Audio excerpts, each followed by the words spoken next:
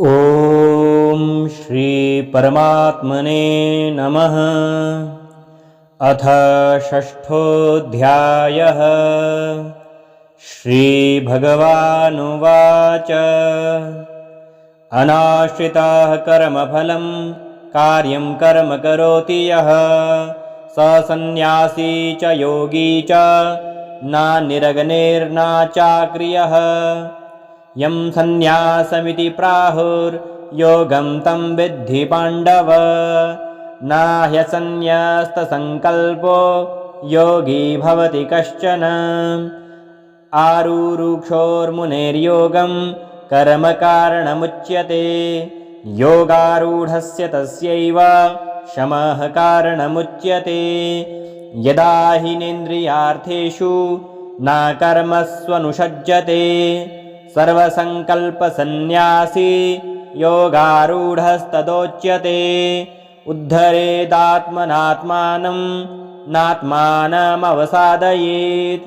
आत्मैव ह्यात्मनो बन्धुरात्मैव रिपुरात्मनः। बन्धुरात्मात्मनस्तस्य येनात्मैवात्मना जितः।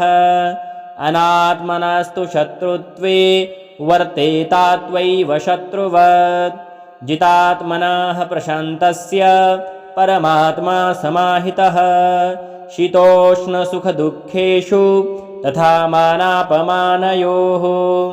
ज्ञानविज्ञानतृप्तात्मा कूटस्थ विजितेन्द्रियः। युक्त इत्युच्यते योगी समलोष्टाश्मकाञ्चनः। सुहृन्मित्रायुर्दासीन मध्यस्तद्वेष्यबन्धुषु। साधुष्वपि च पापेषु समबुद्धिर्विशिष्यते। योगी युञ्जीत सततम् आत्मानं रहसि स्थितः। एकाकी यतचित्तात्मा निराशीरपरिग्रहः। शुचौ देशे प्रतिष्ठाप्य स्थिरमानसमात्मनः। नात्योच्छ्रितं नातिनीचं चैलाजिनकुशोत्तरम्। तत्रैकाग्रं मनः कृत्वा यत जितेन्द्रियक्रियः। उपविश्यासने युञ्ज्यात् योगमात्मविशुद्धये। समं कायशिरोग्रीवं धारयन्नचलं स्थिरः। सम्प्रेक्ष्य नासिकाग्रं स्वं दिशश्चानवलोकयन्। प्रशान्तात्मा विगतभिर्ब्रह्मचारिव्रते स्थितः। मनः संयम्य युक्तः आसीत् मत्परः। युञ्जन्नेवं सदात्मानं योगी नियतमानसः। शान्तिं निर्वाणपरमां मत्संस्थामधिगच्छते। नात्यश्नतस्तु योगोऽस्ति नाचैकान्तमनश्नतः। नाचाति स्वप्नशीलस्य जाग्रतो नैव चार्जुन। युक्ताहारविहारस्य युक्तचेष्टस्य कर्मसु युक्तस्वप्नावबोधस्य योगो भवति दुःखः। यदा विनियतं चित्तम् आत्मन्येवावतिष्ठते। निःस्पृहः सर्वकामेभ्यो युक्त इत्युच्यते तदा। यथा दीपो निवातस्थो नेङ्गते सोमपास्मृता। योगिनो यत् चित्तस्य युञ्जतो योगमात्मनः। यत्र परमते चित्तं निरुधं योगसेवया। यत्र चैवात्मनात्मानं पश्यन्नात्मनि तुष्यति। सुखमात्यन्तिकं यत्तत् बुद्धिग्राह्यमतीन्द्रियं। वेति यत्र न चैवायं स्थितश्चरति तत्त्वतः। यं लब्ध्वा च परं लाभं मन्यते नाधिकं ततः। यस्मिन् स्थितो न दुःखेन गुरुणापि विचाल्यते। तं विद्या दुःखसंयोग वियोगं योगसंज्ञितं। स निश्चयेन योक्तव्यो योगो निर्विण्णचेतसा। संकल्पभवान् कामास्त्यक्त्वा सर्वान् शेषतः। मनसैवेन्द्रियग्रामं विनियम्य समं ततः। शनैः शनैरुपरमेध बुद्धया धृतिगृहीतया।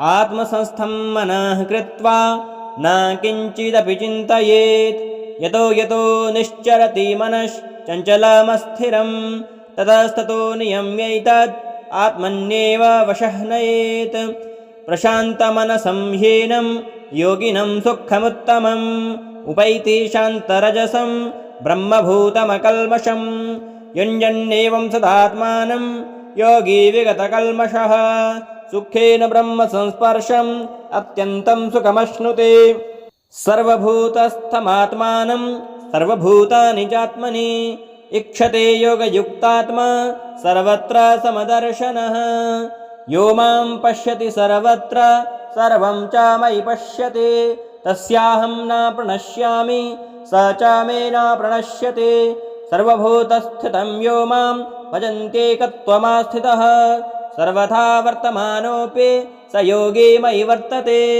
आत्मौपम्येन सर्वत्र समं पश्यति योऽर्जुन सुखं वा यदि वा दुःखं स योगी परमो मतः अर्जुन उवाच योऽयं योगस्त्वया प्रोक्तं साम्येन मधुसूदन एतस्याहं न पश्यामि चञ्चलत्वा स्थितिं स्थिरां चञ्चलं हि मनः कृष्ण प्रमाथि बलवदृढं तस्याहं निग्रहं मन्ये वायोरिव तु दुष्करं श्रीभगवानुवाच असंशयं महाबाहो मनो दुर्निग्रहं चलम् अभ्यासेन तु कौन्तेय वैराग्येण च गृह्यते असंयतात्मना योगो दुष्प्राप इति मे मतिः वश्यात्मना तु यतता शक्यो वाप्तुमुपायतः अर्जुन उवाच अयति हि श्रद्धयोपेतो योगाच्चलति मानसः अप्राप्य योगसंसिद्धिं कां गतिं कृष्ण गच्छति कञ्चिन्नो भयविभ्रष्टश्छिन्नाभ्रमिव नश्यते अप्रतिष्ठो महाबाहो विमूढो ब्रह्मणः पथे एतन्मे संशयं कृष्ण हेतुर्मर्हस्य शेषतः तदन्यः संशयस्यास्य छेतानाहि पपद्यते श्रीभगवानुवाच पार्थ नैवेह नामुत्र विनाशस्तस्य विद्यते न हि कल्याणकृत कश्चित् दुर्गतिं तात गच्छते प्राप्य पुण्यकृतां लोकान् उषित्वा शश्वतेः समाः शुचीनां श्रीमतां गेहे योगभ्रष्टोऽभिजायते अथवा योगिनामेव कुले भवति धीमताम् एतद्धि दुर्लभतरं लोके जन्म यदीदृशं तत्र तं बुद्धिसंयोगं लभते पौर्वदेहिकं यतते च तयो भूयः संसिद्धौ कुरु नन्दन पूर्वाभ्यासेन तेनैव ह्रियते यवशोऽपि सः जिज्ञासुरपि योगस्य शब्दब्रह्माति वर्तते वेदनाद्यतमानस्तु योगी संशुद्धकल्बिषः अनेकजन्मसंसिद्धिस्ततो याति परां गतिम् तपस्विभ्योऽधिको योगी ज्ञानिभ्योऽपि मतोऽधिकः कर्मिभ्यश्चाधिको योगी तस्माद्योगी भवार्जुन योगिनामपि सर्वेषां मद्गतेनान्तरात्मना श्रद्धावान् भजते यो मां स मे युक्ततमो मतः ॐ तत्सदिति श्रीमद्भगवद्गीता सूपनिषत्सु ब्रह्मविद्यायां योगशास्त्रे श्रीकृष्णार्जुनसंवादे आत्मसंयम योगो नाम षष्ठः।